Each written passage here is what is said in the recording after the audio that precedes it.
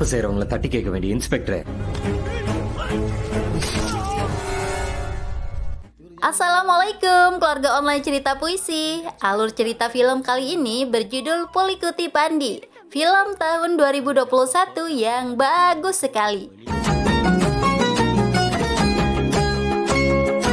Tidak lupa Mimin mau colok-colek dulu sesuai permintaan. Bahagia selalu ya untuk Muhammad Irfan di Balikpapan, Padli Oktavian di Sumatera Barat, Iqbal MS di Bogor, Ibnu di Mojokerto, M. Raka Dwi Putra di Sumatera Selatan, Ricky Spencer di Jambi, Tri Aditya Nur Ilhamzah di Cilacap, Lia Yulianti di Saudi Arabia, Adit di Depok, Arkup Mania di Lamongan, Ani dari Lombok Utara, Rafael TV di Sukabumi, Delon di Bangka Belitung, Habil Rusman di Padang, dan semua keluarga online dimanapun berada.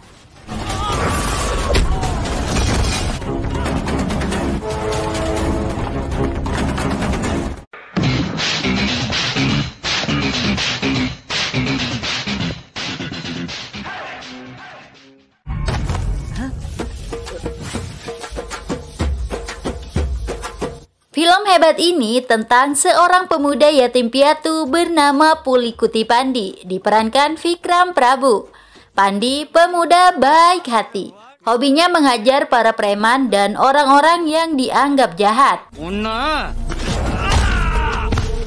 Sosok Pandi memang tidak takut apapun. Polisi saja berani dipukul jika melakukan hal yang salah.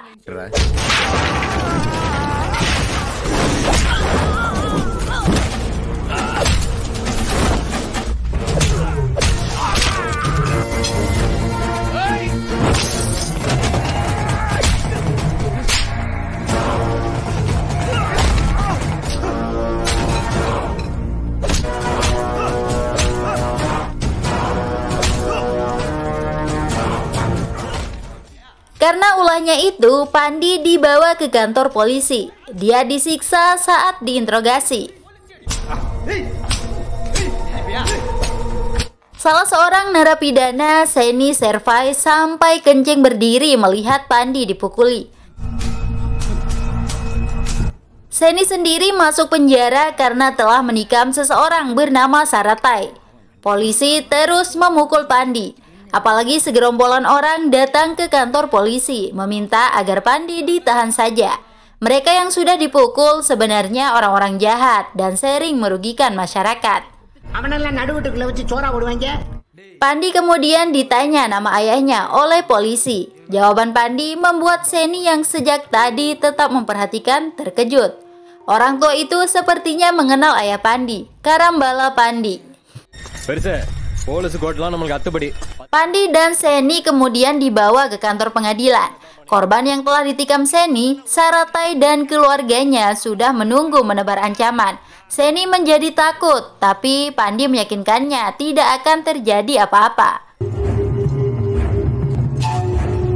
Seni kemudian ditemui anak gadisnya, Peci, yang diperankan Laksmi Menon. Sosok Peci langsung membuat Pandi jatuh hati. Dia terpesona dan terpana pada pandangan pertama. Seni bercerita kepada Pandi tentang kasusnya. Dia menikam orang demi menyelamatkan anak gadisnya. Peci dipaksa menikah dengan Saratai untuk membayar hutang kakak-kakaknya, Singarayan dan Servarayan. Kakak-kakak Peci memang sangat tidak bertanggung jawab. Hidupnya hanya berjudi dan mabuk. Anak dan istrinya saja tidak diurus dengan baik. Kembali ke pengadilan, Pandi dibebaskan karena mendapat jaminan. Seni juga berhasil dibebaskan. Saat keluar dari kantor pengadilan, Seni kembali takut dengan ancaman Saratai. Padahal masalah Saratai sudah dibereskan oleh Pandi. Kebaikan Pandi kali ini ada udang di balik batu. Dia sudah kepincut dengan kecantikan Peci. Pandi bersama ketiga temannya bahkan pergi ke kampung Peci. Setelah di rumah Peci, Pandi berbicara to the point. Kedatangannya untuk melamar Peci. Saya tidak pernah menginginkan apa-apa sepanjang hidup saya, kecuali anak gadis Anda, ucap Pandi kepada Seni. Bareng ya? ಸರಿಯಾ Seni tentu saja sangat setuju dengan lamaran itu. Kakak-kakak Peci juga mendukung. Tapi Peci sendiri ragu karena Pandi sering terlibat perkelahian dan masuk penjara. நல்லவனா தெரியறாளப்பா Untuk meyakinkan anak gadisnya, Seni mengungkapkan fakta mengejutkan bahwa dirinya adalah alasan Pandi menjadi anak yatim piatu. ಕಾರಣವೇ ನಾಂದಮ್ಮ Ayah kandung Pandi, Kumbala Pandi asal Sorakotai, sering membantu sesama. Seni juga pernah dibantu, diberikan lembu untuk membajak sawah. Nasib tragis bermula ketika Seni ditagih hutang oleh dua rentenir bernama Katari dan Kadar Karai. Kumbala Pandi menasehati rentenir agar menagih hutang dengan cara baik-baik. Tapi justru perkelahian terjadi. Kedua rentenir itu bisa dikalahkan dengan mudah.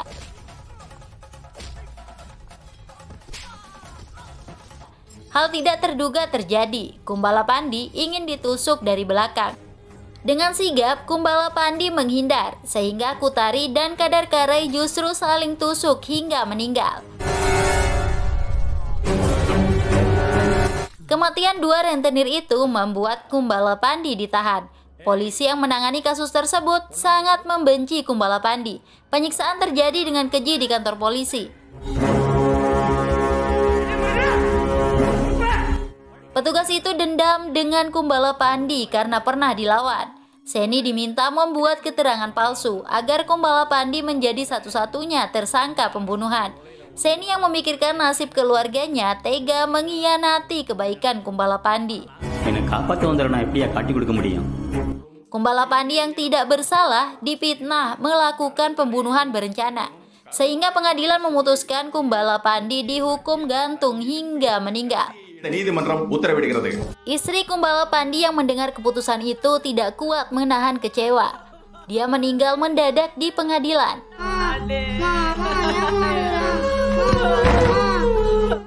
Sedangkan si Pandi kecil hanya bisa menangis melihat ibunya terbujur kaku. Seni sudah selesai menceritakan semuanya kepada Peci. Ini adalah kesalahan saya sehingga Pandi menjadi anak yatim sekarang. Jika kamu mau menebusnya, saya akan sangat bahagia, ujar Seni menangis.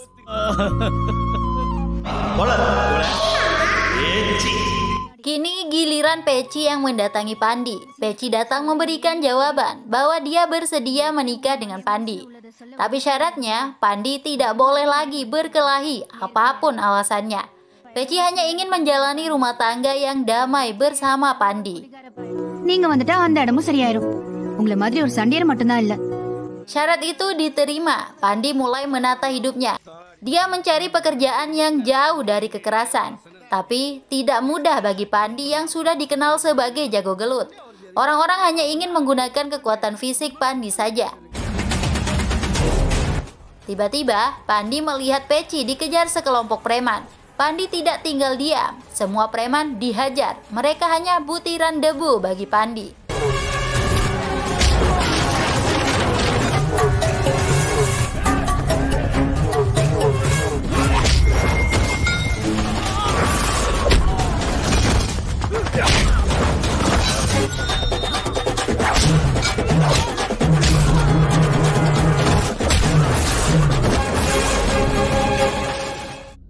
Karena perkelahian itu, lagi-lagi Pandi berurusan dengan polisi. Menurut polisi, para preman yang telah dihajar Pandi adalah anak buah Sanasi. Nama Sanasi cukup ditakuti sejak menjadi rentenir dulu. Siapapun yang berani menentang, nyawanya akan melayang. Anak bungsunya, Sarapedi, sudah bisa membunuh sejak remaja.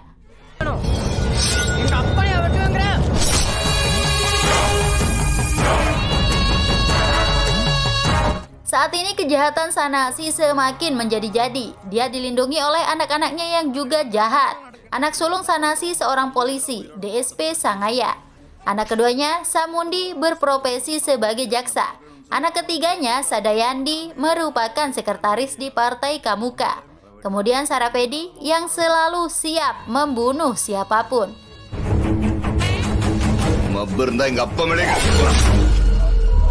Ini mah benar-benar keluarga penjahat, guys, bukan keluarga Samawa. Mengetahui itu, Pandi langsung pergi ke rumah Peci. Cerita yang didapat sebenarnya bukan Peci yang memiliki masalah dengan Sanasi, tetapi kakak-kakaknya yang berhutang kepada Sanasi. Untuk membayar hutang, Sanasi memaksa Peci menikah dengan Sarapedi. Tentu saja Peci dengan tegas menolak. Itulah sebabnya Peci dikejar-kejar oleh anak buah Sanasi. பேச்சியை தூக்க வந்துட்டான் 12 லட்சம் தம்பி. Tanpa memiliki rasa takut, Pandi mendatangi Sanasi. Pandi bahkan mengancam akan memenggal leher Sanasi jika berani mengganggu calon istrinya lagi. Untuk melunasi hutang keluarga Seni, Pandi memberikan salah satu rumah kembar peninggalan orang tuanya. Rumah itu sudah lama diinginkan oleh istri simpanan Sanasi, Citu. Melihat kebaikan dan ketulusan hati Pandi, Peci kini sudah yakin kalau Pandi adalah suami yang cocok untuknya. Mereka akhirnya menikah. Selanjutnya, Pandi dan Peci menemui Inspektur Ramanathan, petugas baru di wilayah tersebut. Ramanathan merupakan polisi tegas, dia mantan tentara. Kedatangan Pandi untuk memberikan surat pernyataan bahwa dia tidak akan melakukan pelanggaran hukum lagi. Ketegasan Ramanathan dibuktikan dengan memandang sama semua orang di hadapan hukum. Tidak terkecuali untuk Sanasi. Meski anak Sanasi adalah DSP yang merupakan atasannya, Ramanathan sama sekali tidak mau tunduk.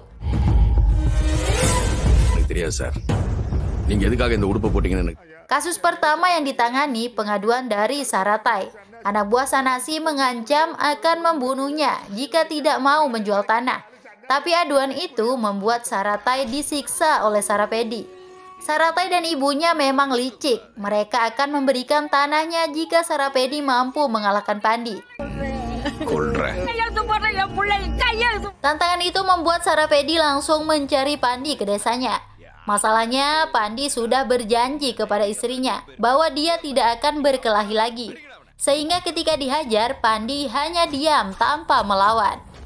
Setiba di rumah, Peci kaget melihat tangan Pandi terluka. Dia sudah menduga jika itu dilakukan oleh Sarapedi dan anak buahnya, karena Peci sempat bertemu mereka di jalan. Andai saja saya melawan, tidak butuh waktu lama untuk mengalahkan mereka.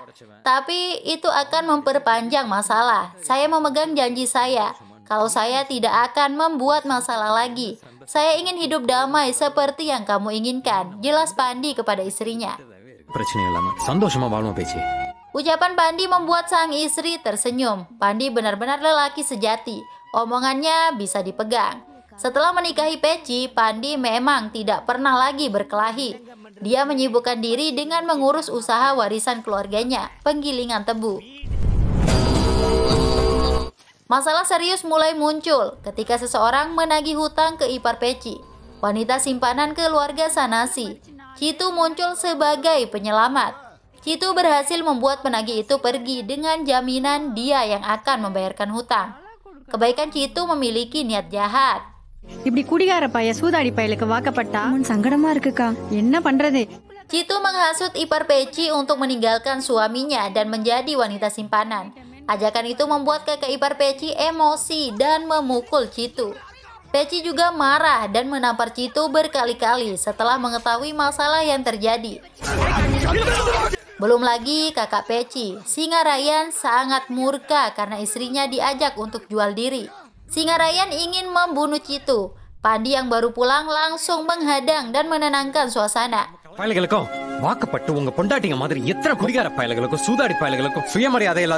Apa yang terjadi tidak semua salah Citu. Kakak-kakak Peci juga salah. Mereka suami yang tidak bertanggung jawab. Anak dan istri ditelantarkan karena sering judi serta mabuk-mabukan. Nasihat Pandi membuat Kutari dan Kadar Karai sadar. Mereka berjanji akan berubah, mau bekerja dan tidak berjudi lagi. Sementara warga kampung mengajak Pandi menemui Sanasi. Mereka meminta agar Sanasi tidak lagi menaruh istri simpanannya di Soratai. Namun Sanasi dengan tegas menolak.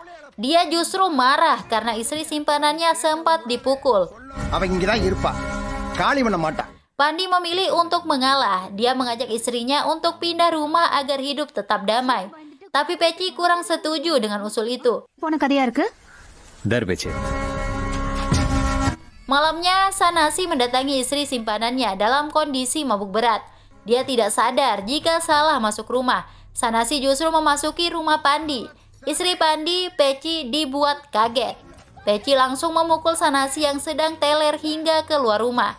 Citu yang melihat itu menghubungi anak buah Sanasi agar segera datang. Peci langsung ingin ditebas. Beruntung, golok yang diayun berhasil dihadang Pandi. Melihat istrinya akan dibunuh, karakter asli Pandi keluar. Dia menghajar semua para penjahat.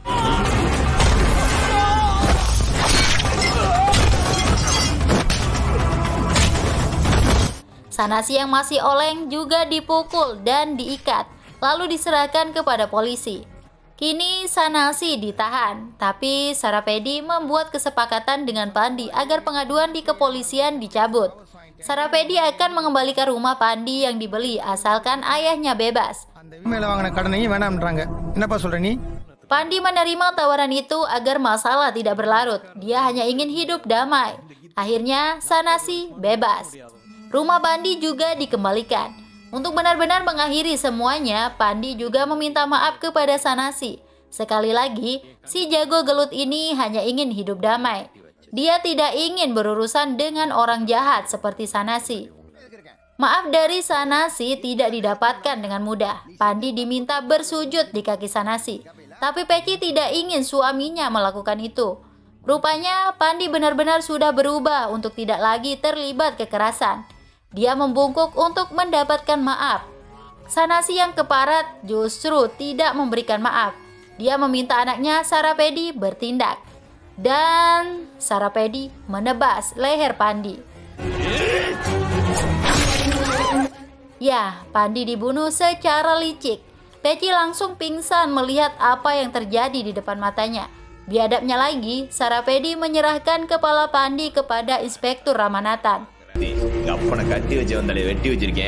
Kesedihan mendalam menyelimuti orang-orang terdekat Pandi. Sosok Pandi meninggalkan banyak kenangan. Dia yang sudah berubah dan menjauhi kekerasan justru meninggal dengan cara yang sadis, tragis, dan bengis. Peci yang paling berduka. Luka itu berubah menjadi murka. Nazar keluar dari mulutnya. Dia tidak akan melepas kalung pernikahannya jika Sanasi masih bernyawa. Peci yang dulu tidak menyukai kekerasan sudah berubah. Dia bahkan berani mengancam akan balas dendam atas kematian suaminya. 3 hari dari sekarang, saya akan membunuh Anda dan anak-anak Anda. Ancamnya melalui sambungan telepon. Suasana yang sangat berbeda terlihat di tempat Sanasi. Mereka begitu bahagia menyelenggarakan karnaval. Tiba-tiba, duar, ledakan demi ledakan terjadi. Semua orang berhamburan. Dendam atas kematian Pandi bukan sekedar omong kosong. Dendam itu tidak hanya dibawa oleh Peci, tapi juga orang-orang yang mencintai Pandi. Dendam Peci membuatnya menjadi wanita tangguh berbahaya. Sanasi ditusuk tanpa perlawanan, lalu digorok dengan penuh dendam. Peci tampil menjadi sosok yang mengerikan. Nasib Sarapedi sendiri ternyata berada di dalam penjara. Dia ditahan setelah membawa kepala Pandi ke kantor polisi. Sementara anak sulung Sanasi, DSP Sangaya, dijebak. Dia digiring ke sebuah perkebunan tebu oleh Peci dan yang lain. Sangaya kemudian ditusuk oleh Seni. Kemudian lehernya ditebas Peci.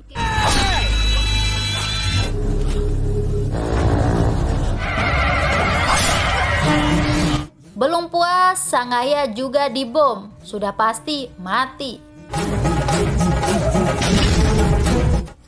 Peci benar-benar mengerikan, guys. Itulah wanita ketika sudah murka.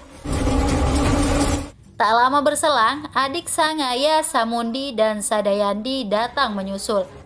Peci yang sudah seperti manusia pencabut nyawa menyerang Samundi dan Sadayandi.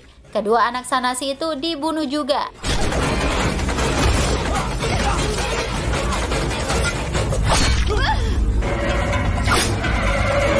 Satu orang lagi masih tersisa, Sarapedi yang telah menebas leher Pandi. Semua dendam dan amarah paling layak ditujukan kepadanya. Inspektur Ramanathan mengetahui dengan baik balas dendam yang sedang terjadi. Polisi akan membawa Sarapedi ke pengadilan agar bisa dicegat keluarga Pandi. Dan itulah yang terjadi.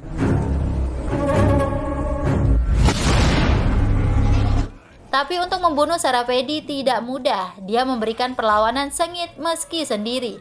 Peci dan yang lainnya sampai kewalahan hingga luka-luka. Sarapedi memang sudah terlatih sejak kecil. Sarapedi kemudian dijebak, kakinya berhasil diikat. Hebatnya masih saja bisa memberikan perlawanan.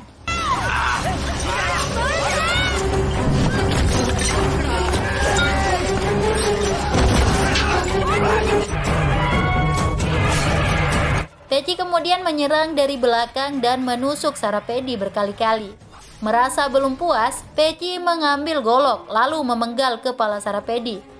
Persis seperti apa yang telah dilakukan kepada suaminya, Pandi.